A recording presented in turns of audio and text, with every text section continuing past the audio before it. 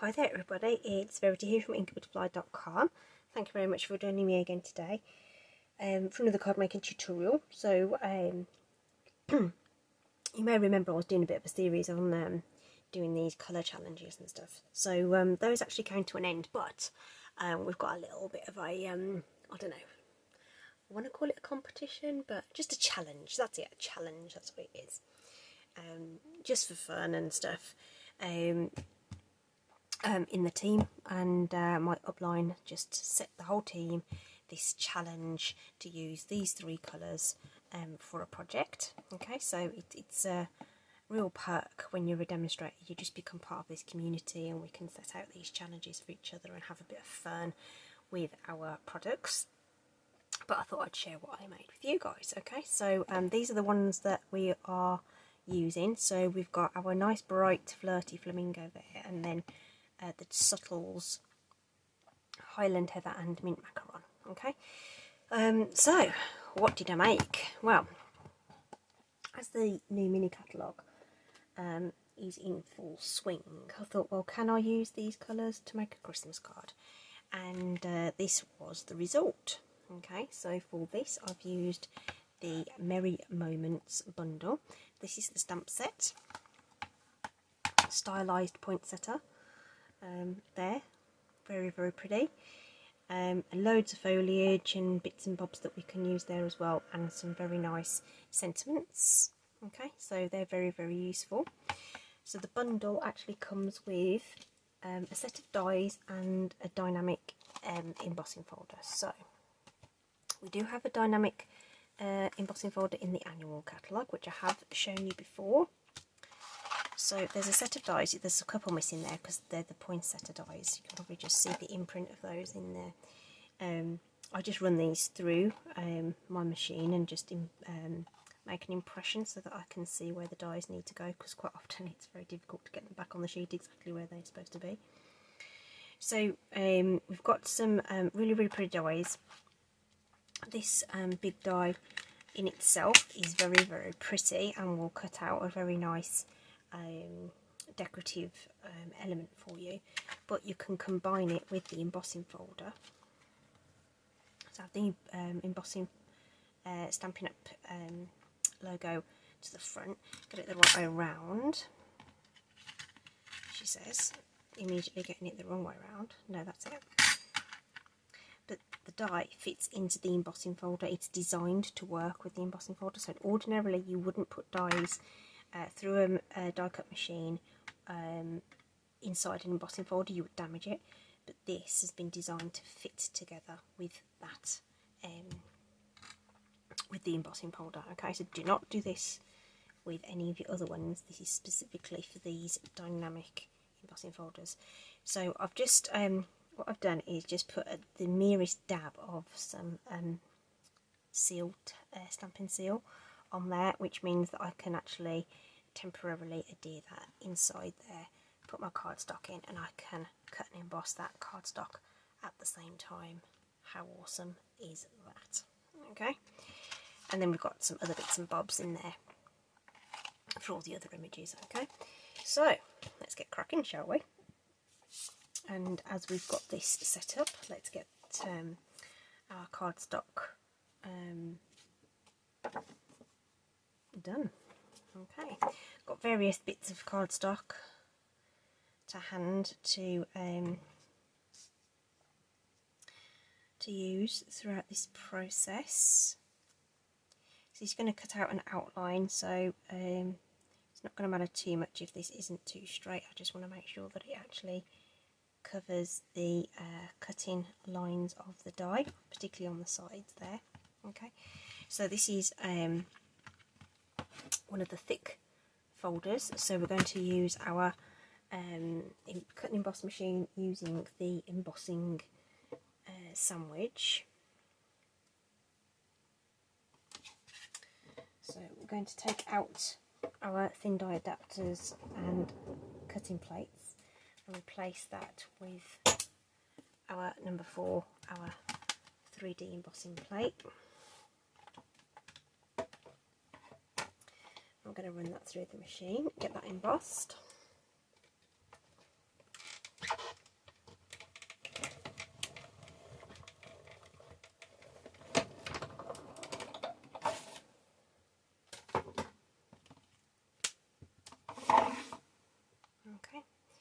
And when we open the folder, we should get our lovely die cut image. Okay, so I'm going to leave it in place. The embossing hasn't come through as strong, so I'm going to remove the die, okay, and replace the top of that. It should stay nice and in place, okay, and you'll actually be able to feel that it's in place as well. So if it has slipped out, just shuffle it along and lock it back into place. Close down the folder again, and we'll run it through once more and get that image embossed.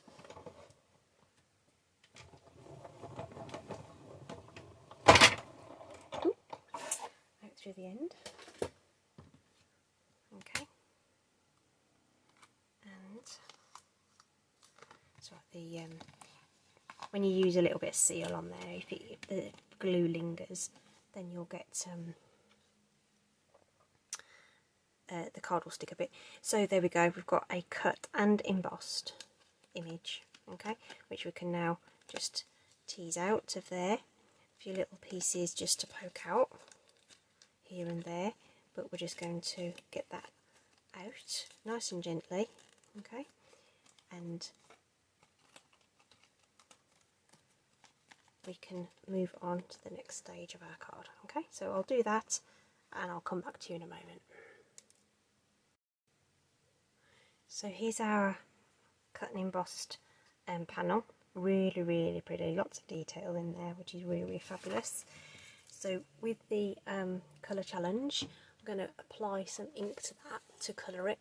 Could have directly cut it in the mint macaron cardstock. I just wanted to go for something a little softer for the look, really. So you can sort of see there that there's you know, the cardstock is obviously a much more solid colour. I just wanted something a little softer. So even though it's the same, it just gives a different impression. And in fact, I think I might even go a little bit lighter on this and just not go quite so heavy-handed on it. So just a little bit of colour with a blending brush is what we're going to add. But of course, like I say, if you don't have a blending brush, or you prefer to have something a little bit more robust, then cut it directly into the mint macaron. Okay, and I've just got a scrap of grid paper under here. Grid paper is super useful. So this is a large sheet that I've just sort of cut down, really. So I had a whole pack of that, so I want to use it up. But I do actually tend to favour the small grid paper, but I suspect the large paper is probably better value for money. I haven't actually done the maths on it. Okay, so really nice and subtle. You could go a little bit more intense on certain areas, say the holly leaves or something like that,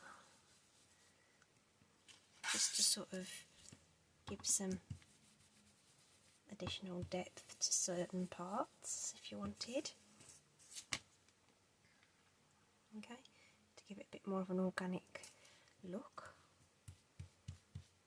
So the choice is yours on that one. Just go careful because some of those little bits are quite delicate. Okay, so when you're happy with that, that's your sort of decorative element done. Could leave it like that, but I chose to actually cut out the sort of backing part.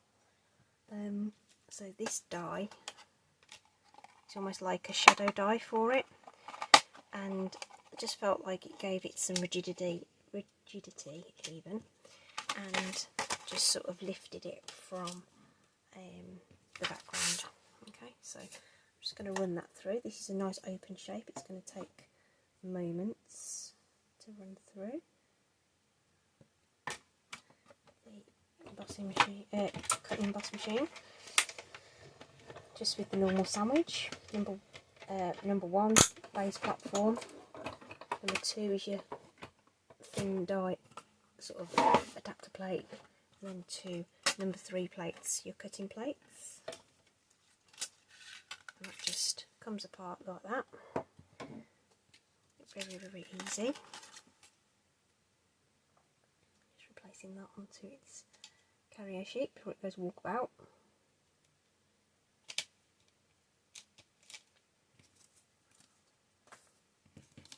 And then that layers on top of there, like so. And we can get that into place straight away. I'm just going to use some seal for that, and I'm just putting that in place in the middle so that the foliage sections are still loose, and it just gives, again, I'm just going for that sort of more I haven't lined that up very well, have I? Oh, is it just the it's just because the leaves have moved. Don't worry. Just for a minute then I thought, uh-oh. Yeah, so it's not lined up as best it could be, but like I say, with these sort of dimensional elements we're not going to notice too much, and you can bend them up a little bit if you wanted to, just to emphasise that dimension. Okay, cool. Isn't it pretty? Love it. Okay, so there's one element there, so we'll put that to one side, ready for our card. We've got some poinsettias to do, so I've already done some in the Flirty Flamingo, and we just need to stamp and die cut a couple more. So just grab Flirty Flamingo ink there.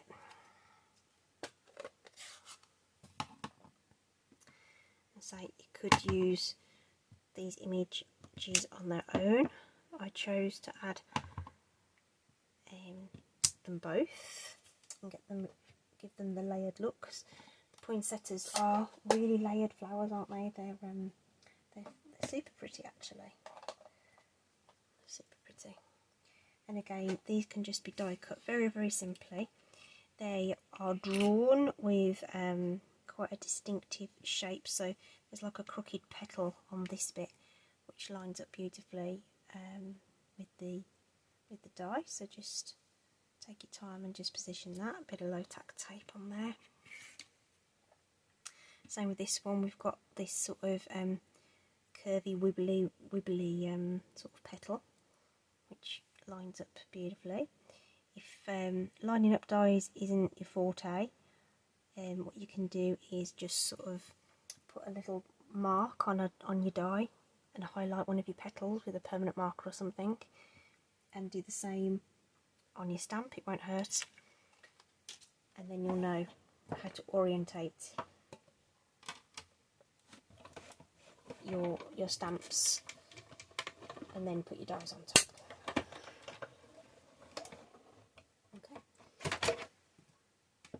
So these ones I found were reasonably straightforward. So there is quite a bit of die cutting on this machine, on this card. I know that's not everyone's jam, but it is super effective for this kind of card. And I've said before, it's like, you know, if you've got layers and dimension, I think it instantly lifts any project that you're doing really for any occasion. So just shaping those a little bit with a bone folder and stuff, and it just gives them just that little bit of lift. And then what we'll do is we'll get these layered up, and they can be drying while we stamp and die cut our sentiments. So again, I don't particularly want these lined up in any particular way. I'm just going to press them together, offset the petals a little. Okay. Not even paying attention to the orientation, I'm just laying them down as they come. Okay, just a bit of pressure in the centre just to get them started, and then leave them to one side, and they'll be nice and set when we come to use them. Okay, just So last bit to do then is to get our sentiment done, which we're going to do with the Highland Heather. Joyful Christmas to you and yours, which is very, very nice, isn't it? Just says it all in one sentiment, doesn't it, really? So we'll put that down. I'm not particularly trying to get that straight at all because we're die cutting it, so that's the other thing when you are die cutting something, as long as you get your die lined up, so the die is in the set that lines up with that, and it's got some stitching on it, which is even better. Like a bit of stitching. Okay, so again what we'll do is we'll get that lined up, grab a piece of low tack tape, so just putting it sort of towards the top of the die so we've got space for the flowers to come in at the bottom.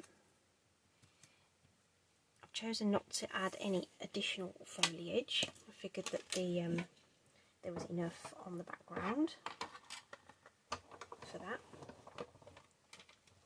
So just sending that through the die cut machine, and with sort of square shapes I put them in so that the corner leads through, so rather than it hitting that straight edge I've gone in like that so that it will cut nice and smoothly. So now we can just start putting things together. Okay, so then it's a choice about which way up you want your panels to go. I think I did it the other way around on the original, so let's just do it this way, and just because we can. I don't think it really particularly matters. So this is going up on dimensionals, so we'll just get 4 of those onto the back there. And obviously this background tells us exactly where that needs to go.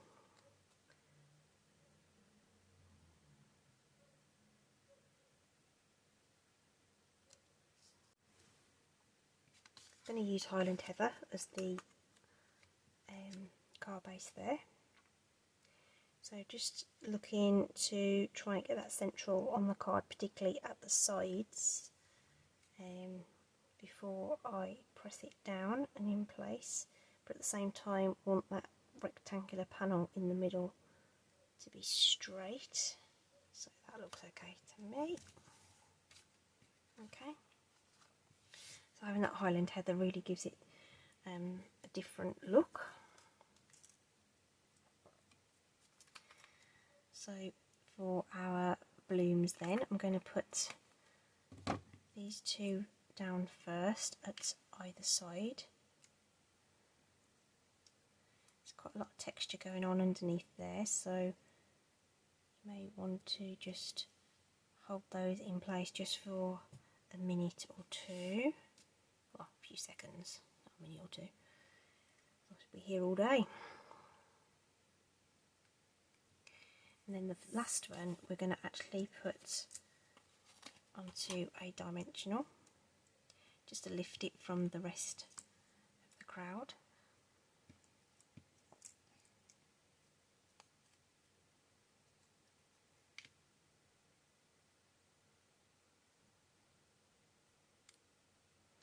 And then we're going to add some pearls to the centre of those.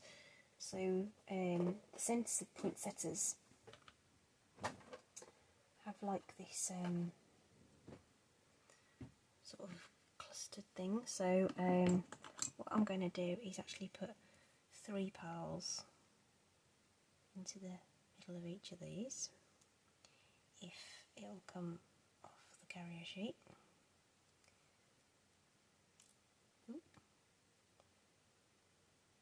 Pinging them everywhere. These are the smallest ones on the sheet. You could use one of the larger ones if you preferred, but I just thought this gave it a bit of a different look. if I wasn't bound by the colour challenge, I probably would have opted for the metallic ones, the gold metallic ones. If I was doing like, you know, traditional red ones. In fact, watch this space, you may see those come along.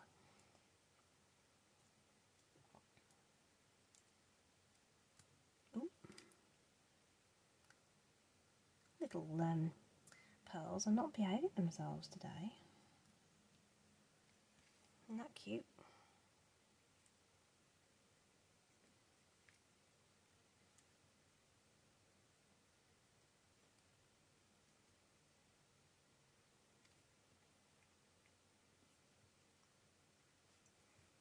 There we go. Just position that over a little bit. There we go.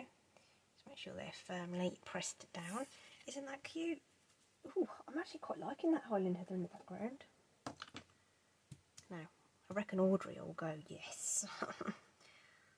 Audrey likes Highland Heather, being she's living in Scotland.